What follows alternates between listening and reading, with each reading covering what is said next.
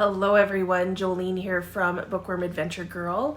Welcome back. I hope that you are all doing well. This is where I talk about the books that I'm reading. I like to read diverse books and I highlight Canadian literature. If you are new, thank you so much for checking out my channel. Please hit subscribe and stick around. Today I am going to be talking about 10 books that I hauled purely because of their covers. We all know the saying, never judge a book by its cover, which I do agree with, but I think that we all know that we do judge books by their covers. I think we do it all the time, and we compare covers from I compare covers from different countries. Like I often like the UK covers over the Canadian or US cover. And publishers know that we like pretty covers, and so they use that in their marketing, and they often republish books with new and updated covers because they know that people will buy them.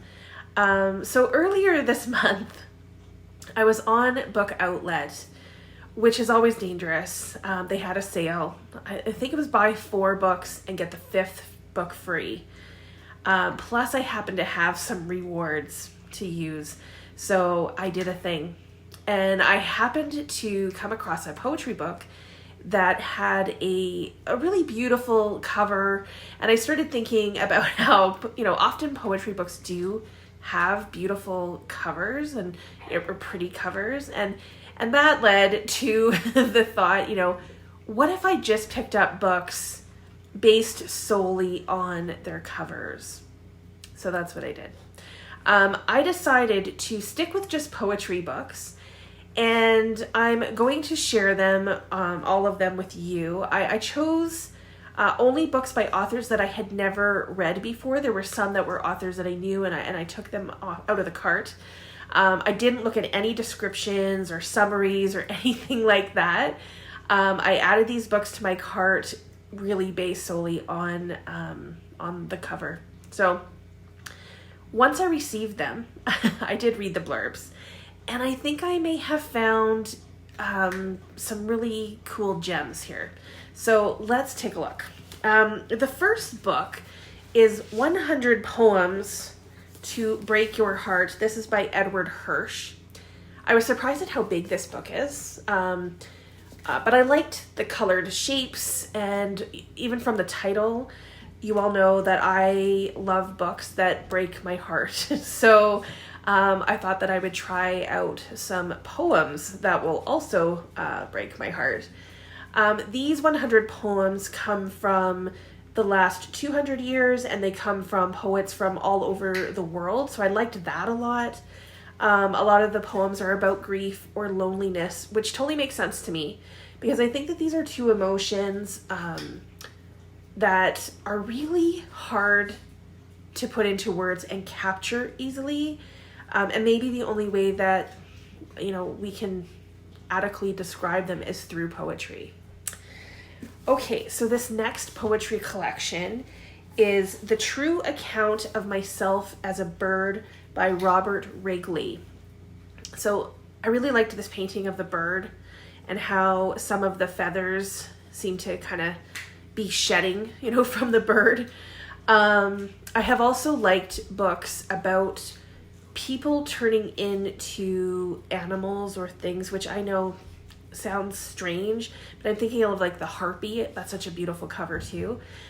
So this title also sounded interesting to me.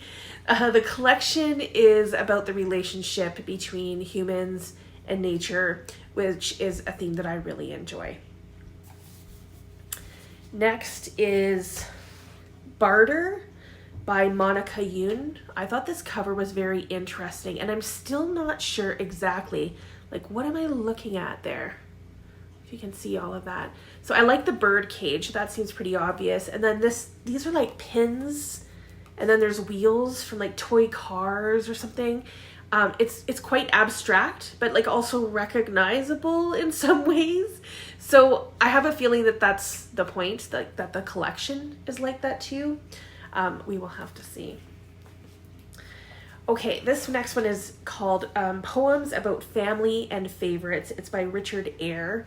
And I liked the calmness, or maybe it's the contentment, that I felt when I saw this cover. It reminded me of just that free feeling of being a kid and just having fun and enjoying yourself, you know, taking life in. And so the poems in this collection are about family and favorite places, favorite things, favorite experiences, those kinds of things. So I hope that'll be good. So I thought that this next cover was intriguing. It's called A Woman Eat Me Whole by Asantewa Diaka. You can see there's no face or head to the body, but our brains kind of gather information and can kind of figure out that it's probably a woman. But then there's these, flowers and birds. So I think it's very cool. The author is a Ghanaian poet and a spoken word artist. So the blurb says that her work leaves a lasting impact. And I love when literature, really any form of literature, can leave an impact. And this collection has themes of beauty, the body, womanhood, and personhood. Okay. This is Afterlife. These are poems by A.E. Stallings. And this collection includes poems from the author's previous 4 poetry collections. So the poet lives in Greece, and these poems include Greek mythology and themes of marriage, motherhood, living in another country, aging, and mortality. So I like all of those themes. And this cover has so much going on with it. It looks like 3 people having a picnic by a river. But there seems to be panic by this person, kind of reaching out. I don't know where their body is in this part. And then this person's head is attached to weird or facing the wrong way. Something is distorted somehow. So I did a bit of research and found this video where A.E. Stallings is talking about this collection. And then the artist of the cover, who is Ashley Norwood Cooper, talks about the art, the painting.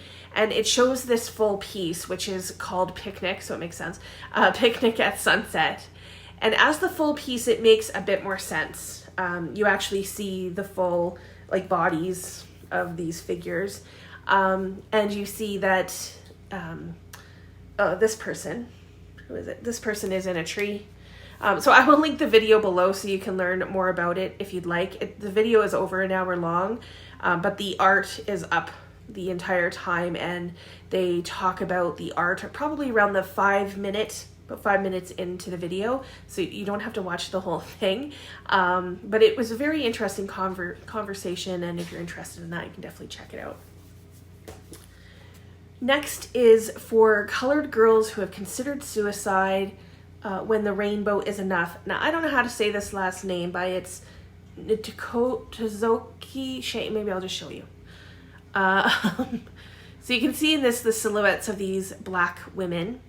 Again, our imaginations are able to fill in the missing details, and I think that you can see each woman's uniqueness and even personality without, all of their facial expressions. This book seems to have some very interesting history. I had never heard of it before. It was first published in 1975, and the New Yorker said that it encompasses every feeling and experience a woman has ever had. And I thought that that was a pretty strong statement. So this is a prose poem, which I'm from what I can gather, it seems that it may have been a play. So the author was a poet, a playwright, and a theater director, and she passed away in 2018. And this edition was published in 2022, and it has an introduction by Jessamine Ward, who I know a lot of people on BookTube really like, And it seems that this has really stood the test of time. And I am just grateful for this exercise, because I wouldn't have ever, I don't think, I would have never have known about this otherwise. Well, I wouldn't have known about any of these collections, really. But I think that I may have stumbled upon something, pretty cool here. I think that this is going to be pretty good. Okay, a couple more here. Bread and Circus. This is by Eyre D. Matthews. And I just think it's another intriguing cover with the silhouette. There's like the wheat. There's cards, like the suits, clubs, spades, hearts, and diamonds there. And these are like, there's like mannequins, but then there's like real faces down here. You have the clock. So again, there seems to be a lot happening on this cover. And the poet has a degree in economics and uses that background and then her own experiences in her poetry to make a statement or make statements about other economists' thoughts and ideas. So the idea behind this collection is that self-interest falls short when people themselves are, treated as commodities, which often happens in our society, as we know. Okay. Next is Survival Takes a Wild Imagination. This is by Fariha Roisin, who it turns out was born in Ontario, Canada. She was raised in Australia and now lives in the US. And I really liked this title. And I also liked the abstract art on the cover, like the florals and the punches of color. It kind of grabbed my eye. And I think maybe that's what like most of these covers have in common, is that they are kind of abstract in many ways, which I think is poetic, so it's fitting. So this collection explores a lot of questions. So like, did my father, I'm just reading some of the back here, did my father abandon me in an attempt to protect me? How do I love a mother that I am trying to forgive? Can I love a self that has been broken and shattered by abuse? What does it mean to be Bangladeshi? What is a border for a borderless person? So there's some pretty intense questions, and I look forward to seeing how these questions are either answered or at least explored. Okay, the last book is a little different than all of the other books, and it was not so much the cover, like the art or anything of that. It wasn't because of the cover that I picked it up, but more because of the title that I just chose to add it to the cart. So this is Poems to Poop by Brian Boone. Yes, you heard me correctly. The subtitle is Silly Sonnets, Lewd Limericks, and Other Bathroom Rhymes to Pass the Time. And then it has like a little toilet down here. So I grabbed, this obviously grabbed my attention. And I don't have any reading material in my bathrooms. So I thought that it was funny. I thought that it would fit for something like that. And I've already read some of these, and they have just made me like laugh out loud. There's limericks, there's haikus, there's ballads and sonnets, and they all have to do with going to the washroom or the bathroom. So I guess that you could say, I picked this up for some comic relief. Get it? Relief? Okay. On that note, so these are the poetry collections that I totally judged by their covers. Now I have some reading to do to see if they are, if these poems are any good, if I like the poets themselves, the writers. I'm hoping, I think there's some good ones there. So please let me know if you have read any of these poets or any of these collections before. Are there any that, you are interested in, any that you think I should prioritize? Or let me know if you judge a book by its cover. What's the last book that you read because of the cover? Often a cover can entice me, and I at least will make me look at the blurb on the back. So I look forward to chatting with you in the comments. Thank you again for watching. I hope you enjoy the rest of your day, and don't forget to make every day an adventure.